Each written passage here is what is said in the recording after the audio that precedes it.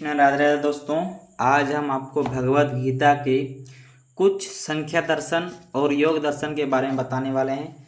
तो दोस्तों, वीडियो को ज़्यादा बड़ा नहीं करेंगे। चलिए मैं आपको शॉर्ट से बताने वाला हूं कि आखिर इसका जो है वर्ण क्या है, इसका उल्लेख क्यों किया गया हमारे गीता में। तो दोस्तों चलिए चलते हैं वीडियो की ओर।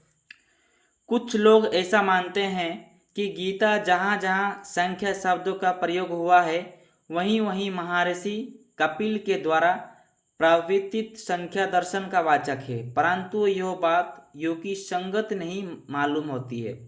गीता के 13वें अध्याय में लगातार 3 श्लोक और में तथा अत्यंत अत्यंत भी प्राकृतिक और पुरुष दोनों शब्दों का साथ साथ प्रयोग हुआ है और प्राकृतिक पुरुष संख्या दर्शन खास शब्द है। इससे लगाने अनुमान कर लिया है कि गीता का कपिल संख्या का सिद्धांत मान्य है। इसी प्रकार योग शब्द को भी कुछ लोग पतंजलि का वाचक मानते हैं। 5वां अध्याय के प्रारंभ में तथा अन्य भी कई जगह संख्या और योग शब्दों का एक ही जगह प्रयोग हुआ है। इससे भी लगाने यह मान लिया कि संख्या और योग शब्द क्रमश कपिल संख्या तथा पतंजलि योग के वाचक है, परंतु यह बात युक्ति संगत नहीं मालूम होती।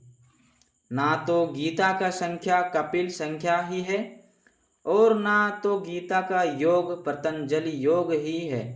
नीचे लिखी बातों से यह स्पष्ट हो जाता है। गीता में ईश्वर को जिस रूप में माना है उस रूप में संख्या दर्शन नहीं मानता। यद्यपि प्राकृतिक शब्द गीता में कई जगह प्रयोग आया है, परंतु गीता की प्राकृतिक और संख्यागत प्रकृति तीनों गुणों में सामान्यता है। किंतु गीता की संख्यान के प्रतीक को आनंदी एवं नित्य माना है। गीता ने प्रकृति को आनंदी तथा माना है, परंतु नित्य नहीं। गीता के पुरुष और संख्या के रूप में भी महान अंतर है। कपिल संख्या के मत में पुरुष नाना है, किंतु गीता का संख्या पुरुष को एक मानता है।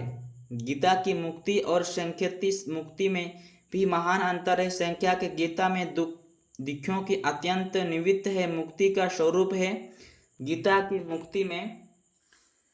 की मुक्ति में दुख खो की अनंत निर्वित हो तो ही, किंतु साथ ही साथ परमात्मा रूप परमात्मा की प्राप्ति भी होती है। दोस्तों, यहाँ तक तो आप नहीं समझ पाओगे, क्योंकि ये जो है ये आपको पूरे शॉर्ट से बताया गया है। आपको आगे समझ में आएगा, यहाँ तक कि इसमें भी आपको थोड़ा बहुत समझ में आएगा।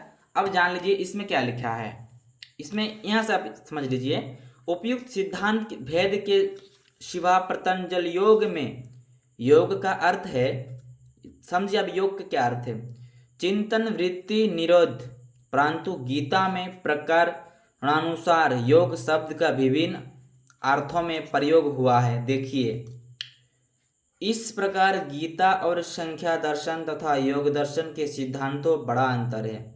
इस टीका का प्रयोजन बहुत दिनों से कई मित्रों का आग्रह एवं प्रेरणा थी कि मैं अपने भावों के अनुसार गीता पर एक विस्तृत टीका लिखूं। यो जो गीता पर पूज्यपाद आचार्य संत परमात्मा एवं शास्त्र के मार्ग को जानने वाले विद्वानों के अनेक भाष्य टीकाएं एवं व्याख्याएं हैं, जो सभी आदरणीय है एवं सभी में अपनी अपनी दृष्टि गीता के मार्मिकों को समझाने की चेष्टा की गई है, किंतु उनमें से अधिकांश संस्कृत में और वेदों ने के विशेष काम की। इसीलिए मित्रों को यह कहना था कि सरल भाषा में एक ऐसा सर्वव्यापी टीका लिखी जाए जो सर्वसाधारण की समझ में आ सके और जिससे गीता का तात्पर्य विस्तार पूर्वक खोला जाए। इसी दृष्टि को लेकर तथा सबसे अधिक लाभ तो उसे मुझको ही होगा, यो सोचकर इस कार्य को प्रारंभ किया, परंतु यह कार्य आपाततः जितना सुख मालूम होता है उससे बढ़ने वाला अनुभाव से यह उतना ही कठिन। दोस्तों इस पेज में कोई खास बात नहीं है। इस पेज में आपको यह समझाने का प्रयत्न किया है कि ये जो लिखने वाला है, गीता जो लिखने वाला है, वो इस गीता को एक ही प्रेरणा से बनाया, एक ही प्रेरणा से लिखी है हिंदी में। आखिर क्यों लिखी है हिंदी में, आप समझ लीजिए। यहाँ पर लिखी है कि लोग भी पढ़ पाए, लोग भी अपना जो समझ पाए, उससे हमें भी कुछ फ़ायदा होगा। वो दोनों तरफ से वो फ़ायदा देखिए, फ़ायदा देख के ही ये जो गीता टीका है वो लिखा, ठीक है। और जान लीजिए इसमें क्या है। ये बोल रहे हैं हम लोग जितना आसान समझ रहे थे उससे भी बढ़कर ये कठिन निकला, कठिन सिद्ध हुआ। मैं जानता हूँ कि योग्यता एवं अधिकार दोनों में ही दृष्टि ही मेरा यह प्रयास सुहास समझा जाएगा।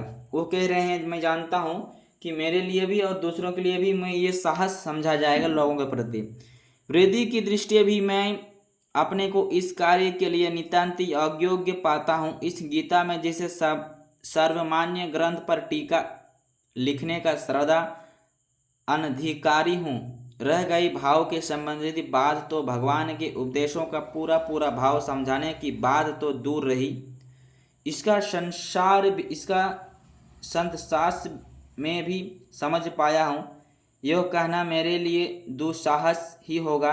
भगवान के उपदेशों को यथाचिंत, वो दोनों तरफ से फायदा होकर वो इसको लिखे हैं, ये वही बता रहे हैं। बाकी इसमें कुछ खास बातें नहीं है, आप भी समझ नहीं पाए होंगे इसको। लेकिन दोस्तों इस पेज में इतना समझ में आ गया कि जो लिखने वाला है वो यह बताया है कि गीता संपूर्ण भारतवर्ष के लिए लाभदायक है, और ये उसका ही नहीं सब के लिए। आज हमारे गीता के कारण हम समस्त संपूर्ण भारत अपना जीवन को व्यतीत करने का एक लक्ष्य प्राप्त हो गया है। आपको प्राप्त हो ना हो, लेकिन मुझे लक्ष्य प्राप्त हो गया है। मैं जान गया हूँ जीवन का उद्देश्य क्या है, हमें जीवन में करना क्या चाहिए, हम किस लिए मानव शरीर हमें दिया है, भगवान शिव ने हमें किस लिए इस संसार में भेजा है, पालनहार हरि ने। दोस्तों आप भी समझ लीजिए आपको किस लिए भेजा गया है संसार में, आप किस लिए मानव अवतार लिए हैं। तो दोस्तों आई होप अगर आप समझ गए हैं तो प्लीज़ हमें एक लाइक और एक सब्सक्राइब दे दीजिए, ताकि आपको हम ऐसे ही वीडियो आपके सामने लाते रहे। जय श्री कृष्णा, जय श्री दोस्तों, जय हरि हरि, जय श्री कृष्णा।